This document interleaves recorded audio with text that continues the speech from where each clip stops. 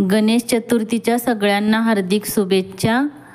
तर आज मी तळलेले मोदकची रेसिपी तुमच्यासोबत शेअर करणार आहे, नक्की पहा। आणि शेंगदाणे, गूळ आणि सफेद तिळापासून बनवणार आहे। पूर्ण रेसिपी पहा, आवडल्यास नक्की लाईक, शेअर, सबस्क्राईब करा। तर चला याचे साहित्य पाहूया। नमस्कार, स्वागत आहे तुमचे संगीतास किचनमध्ये।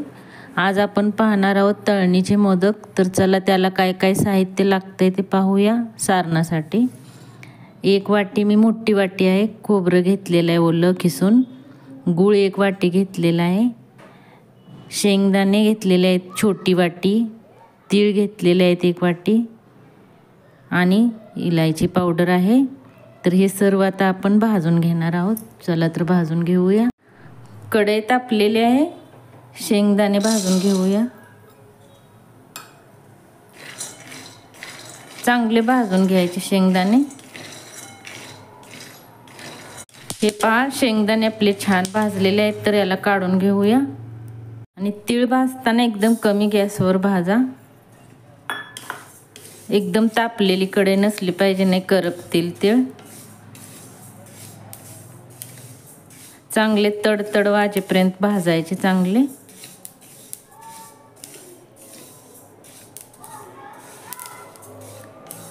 करपूनी द्यायचे नाहीत, व्यवस्थित चांगले भाजून घ्यायचे।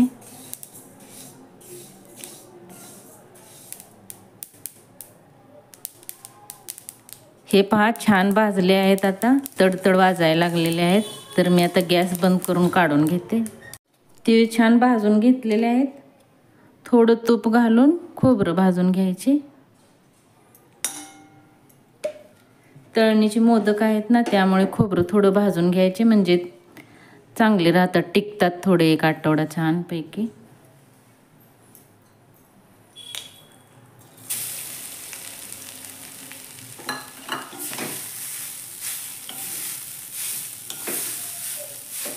जास्तही नाही भाजून घ्यायचे, फक्त थोडं हे झालं पाहिजे, त्यातलं पाणी थोडं हे झालं पाहिजे, बस।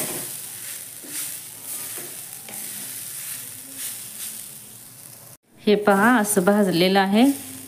आणि तुम्ही वाळलेले खोबरं घेऊ शकता, खिसून घ्यायचे, ते नाही भाजले तरी चालेल। पण थोडंसं भाजून घेतलं ना की स्वादही चांगला लागतो आणि टिकते जास्त दिवस। हे ओला असलं की शक्यतो करून भाजूनच घ्या।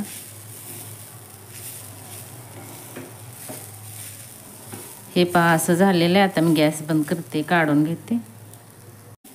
आणि शेंगदाणे आणि तीळ बारीक करताना त्याच्यातच गुळी मी बारीक करून घेणार आहे त्याच्याबरोबर, म्हणजे व्यवस्थित बारीक होत। किसून घेतलेला आहे मी, पण मिक्सरवर बारीक आणखीन छान होतं। थंड झालेलं आहे, मी थोडं पिसून घेतलेलं आहे। आता हे पहा, गुळ याच्यात घालून सर्व वाटून घेणार आहे। हे आता मिक्सरला लावून घेते बारीक करून। हा, मी मिक्सरला सर्व हे करून घेतलेले, बारीक करून घेतलेलं आहे। गुळ पण याच्यातच बारीक केलेला आहे। तर याच्यात आता आपण खोबरं घालून घेऊया।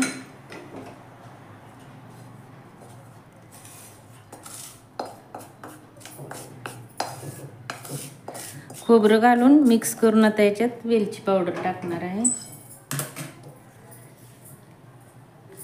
हे पहा, खोबरं थोडं भाजलं ना की आपलं सारण एकदम चिकट चिकट होत नाही, सुट्ट सुट्ट होते छानपैकी। वेलची पावडर टाकते। हे सर्व मिक्स करून घेऊया। चला तर आता मोदक बनवण्यासाठी आपण पीठ मळून घेऊया। अर्धी वाटी मैदा घेतलेला आहे आणि याच वाटीने 2 वाटी गव्हाचं पीठ घेणार। तर मी 2 वाटी गव्हाचं पीठ घालून घेतलेलं आहे आणि अर्धी वाटी मैद्याचं पीठ घेतलेलं आहे। स्वादानुसार मीठ आणि तापलेलं तेल घ्यायचं।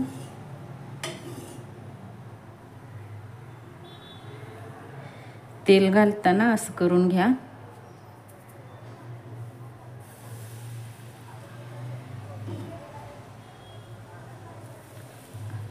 पाव वाटी तेल घेतलेलं आहे।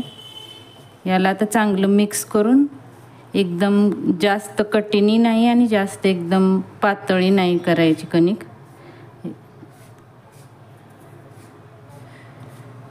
चांगले मिक्स करून घ्यायचे हाताने चोळून.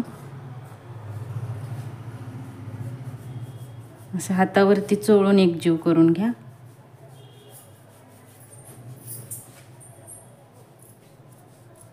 हे पहा, मी असा डो तयार करून घेतलेला आहे. जास्त घट्टही करायचं नाही आणि जास्त पातळही करायचं नाही.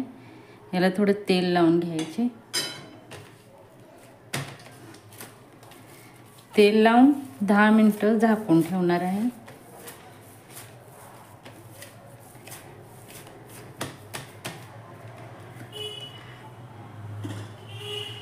त्याला झाकून ठेवते 10 मिनिटं. झालेले आहेत, पाहूया.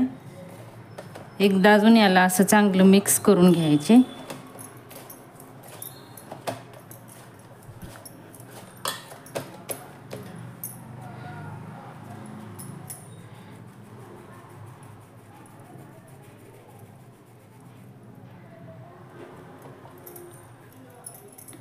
एवढं मी घेतलेलं आहे. जास्त पातळी करायचं नाही आणि जास्त जाडही करायचं नाही. याला थोडंसं तेल लावून लाटून घ्यायचे. जास्त पातळी लाटू नका, जास्त जाडही नाही. लाटून घेतलेले आहे. सारण भरून घ्यायचे आणि असे अंगठा आणि मधल्या बोटाच्या मध्ये असं करून असं कळ्या पाडत जायच्या. खूप छान कळ्या पडतात. असे एकावर एक हे करायचे. असे जरी केले तरी चालते. खूप छान कळ्या पडतात.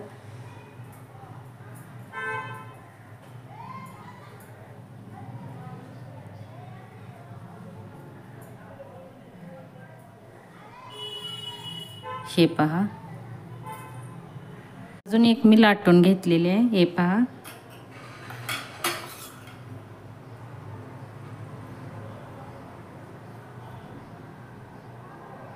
बसेल इतकेच सारण भरा.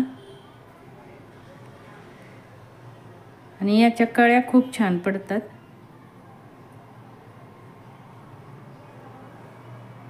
हे पहा,